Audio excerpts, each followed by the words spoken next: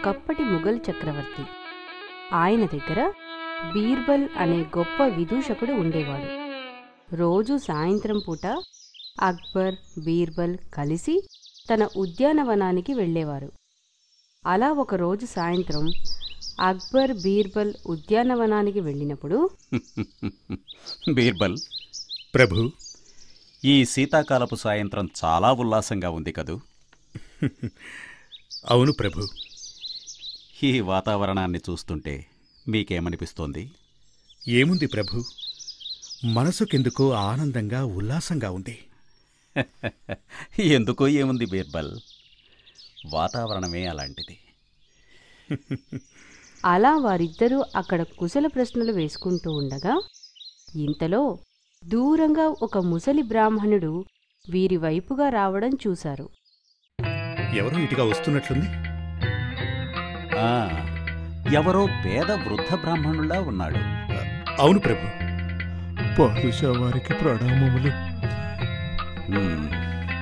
బ్రాహ్మణోత్తమ, మీకేం కావాలి? మహారాజా, నన్ను కరుణించండి. నేను పూటకి కూడా గతిలేని పేదవాణ్ణి. నా ఒక్కగానొక్క కూతురి వివాహం చేయదలిచాను. అందుకు 1000 బంగారు నాణ్యాలు ఖర్చు అవుతుంది. వాటిని సంపాదించే ప్రయత్నంలో భాగంగా తమ వద్దకు వచ్చాను. బ్రాహ్మణోత్తమ, పూటకి గతిలేని పేదవారంటున్నారు, పైగా వృద్ధులు. అంత ఖర్చు చేసి మీ కుమార్తె వివాహం ఘనంగా చెయ్యాలని మీరు ఎందుకనుకుంటున్నారు? మహారాజా, నా జీవితం పేదరికంలోనే మగ్గిపోయింది. కనీసం నా కుమార్తె జీవితం అయినా మెట్టినింట్లో సుఖంగా సాగాలన్నదే నా కోరిక. అటువంటి సంబంధం లభించాలంటే ఇప్పటి కాలమాన పరిస్థితులను బట్టి కనీసం ఆ మాత్రం ఖర్చవుతుందిగా మహారాజా. మీరు చెప్పినది సబబుగానే ఉన్నది. కానీ ఈ వృద్ధాప్యంలో మీరేం చేయగలరు? ఏ పని చెప్పినా నేను చేయటానికి సిద్ధంగా ఉన్నాను మహారాజా. దయచేసి నాకు పని కల్పించండి. అయితే మేమొక పని చెబుతాం, చేయండి. ఆ పని చేసిన వెంటనే మీకు 1000 బంగారు నాణ్యాలు బహుమతిగా ఇస్తాం. ఏమంటారు బీర్బల్ గారు? ఇక నేనేమంటాను మహారాజా, మీరు తలుచుకుంటే సాధ్యం కానిదేముంది. బ్రాహ్మణోత్తమ, మీరేమంటారు? అయితే ఏం చేయాలో చెప్పండి మహారాజా. అయితే ఆ కొలనులో మొలలోతు నీటిలో రేపు ఉదయం సూర్యోదయం వరకు నిలుచోవాలి. అలాగే మహారాజా. మహారాజు గారు, ఈ వృద్ధ బ్రాహ్మణుడికి పని కల్పించారా లేక అతన్ని శిక్షించారా? ఏమీ బోధపడటం లేదు.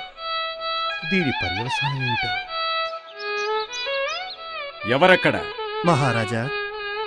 వీరిని కొలను వద్దకు తీసుకువెళ్ళండి. చిత్తం మహారాజా. భటులు వచ్చి ఆ బ్రాహ్మణుడిని కొలను వద్దకు తీసుకుని వెళ్లారు. ఆ వృద్ధ బ్రాహ్మణుడు రాత్రంతా అక్కడే అలాగే నీటిలో ఉండిపోయాడు.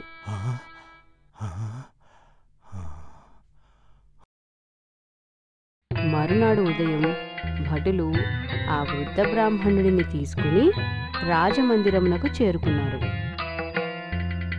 అప్పటికే అక్కడికి బీర్బల్ కూడా చేరుకున్నాడు. ఆ బ్రాహ్మణుడు మహారాజుతో ఇలా చెప్పడం ప్రారంభించాడు.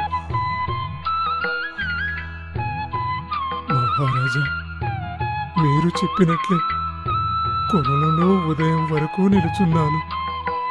నా 1000 బంగారు నాణ్యాలు ఇప్పిస్తే సంతోషిస్తాను. ఇంత వృద్ధుడవు, చలిలో రాత్రంతా ఎలా గడిపావు? ఏముంది మహారాజా, 200 గజాల దూరంలో ఉన్న మీ రాజభవనపు దీపాలను చూస్తూ వేడిగా ఉన్నట్టు ఊహించుకొని అలాగే నా కూతురు పెళ్లిని గుర్తు చేసుకుంటూ రాత్రంతా కొలనులో ఆనందంగా గడిపాను మహారాజా. అయితే మీరు మా రాజభవనపు దీపాల నుండి వెలువడే వేడితో ఆ కొలనులో ఎటువంటి చలి లేకుండా గడిపారన్నమాట. విన్నారా బీర్బల్? అలా అయితే మీకు ఏ విధమైన బహుమతి ఇవ్వబడదు. ఇక మీరు వెళ్ళవచ్చు. మహారాజా, దేవుడా, ఇప్పుడు నేను నా కూతురికి పెళ్ళి ఎలా చేయను అంటూ ఆ వృద్ధ బ్రాహ్మణుడు అక్కడ్నుంచి వెళ్ళిపోయాడు. బీర్బల్కు మహారాజుగారు చేసిన పని ఎంతమాత్రం నచ్చలేదు. అలా కొన్ని రోజులు గడిచిపోయాయి. ఒకరోజు రాజమందిరంనకు బీర్బల్ విచ్చేశాడు. ప్రభు, బీర్బల్ గారు మీ దర్శనం కోసం వచ్చారు. రమ్మను. చిత్తం ప్రభు. ప్రణామాలు మహారాజా. బీర్బల్ గారు ఎలా ఉన్నారు? మీ దయ. మహారాజా, నేనొక కొత్త రకం వంటను మీకు రుచి చూపించదలిచాను. కొత్త రకం వంట? అవును ప్రభు. కనుక మీరు రేపు మా ఇంటికి విందుకు రావాలి. అలాగే బీర్బల్, తప్పక వస్తాం. ధన్యుని మహారాజా, ధన్యుణ్ణి అని బీర్బల్ అక్బర్ను విందుకు పిలిచి అక్కడ్నుంచి వెళ్ళిపోయాడు. ప్రత్యేక వంటకం ఏమిటి, ఎలాగైనా రేపు వెళ్ళాలి అనుకుంటూ అక్బర్ మరుదినం ఆతృతతో బీర్బల్ ఇంటికి చేరుకున్నారు. తీరా అక్కడికి వెళ్లేసరికి బీర్బల్ అక్కడ కనిపించలేదు. బీర్బల్ ఎక్కడా? మహారాజా, బీర్బల్ గారు మీ గురించి వంటను సిద్ధం చేస్తున్నారు. బీర్బల్, మీరు నా కోసం తయారు చేస్తున్న ప్రత్యేకమైన వంటకం ఎక్కడా? క్షమించండి మహారాజా, మీరు ఇంకొంచెం సేపు వేచి ఉండవలసి ఉంటుంది. ఇంకొంచెం సేపా? అవును మహారాజా, నేను బియ్యం, పప్పులు, చింతపండు, ఉల్లిపాయలు తెచ్చి అదిగో ఆ కుండలో వేశాను. ఆ కుండలో వేశారా? అవును మహారాజా, మీరే చూడండి, చాలా పెద్ద మంట పెట్టి వండుతున్నాను. కానీ వంటకం పూర్తి కావడానికి ఎందుకింత సమయం పడుతోందో నాకు తెలియడం లేదు. బీర్బల్, ఆ కుండకి నిప్పుకి మధ్య 10 అడుగుల దూరం ఉన్నప్పుడు మంట కుండను ఎలా చేరగలదు? క్షమించండి మహారాజా, ఆ వేడి కుండకు తాకుతుందని అనుకుంటున్నాను. బీర్బల్, చాలా తెలివి తక్కువగా మాట్లాడుతున్నావు. క్షమించండి మహారాజా, చల్లని కొలనులో గల ఆ పేద బ్రాహ్మణుడు 200 గజాల దూరంలో ఉన్న రాజభవనపు దీపాల వేడిని గ్రహించగలిగినప్పుడు 10 అడుగులు మాత్రమే దూరంలోనున్న ఈ కుండ వేడిని ఎందుకు గ్రహించదు మహారాజా?